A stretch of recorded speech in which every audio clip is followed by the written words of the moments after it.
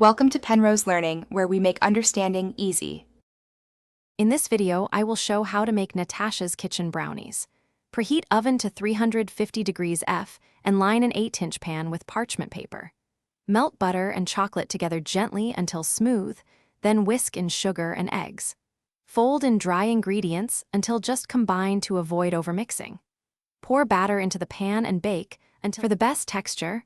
Whisk eggs and sugar until slightly thickened, then add melted chocolate and butter off heat to preserve shine. Use a spatula to fold in flour and cocoa, stopping when streaks disappear for fudgy brownies. Stir in mix-ins like chocolate chips or walnuts at the end, and avoid over-whisking to keep the crumb tender and moist throughout the bake. Place the pan in the center of the oven and bake until the edges set and a toothpick reveals moist crumbs, usually 20 to 30 minutes. Rotate halfway if your oven has hot spots. Let the brownies cool completely in the pan to finish cooking and firm up, then lift them out using the parchment for neat slices and the best possible fudgy texture.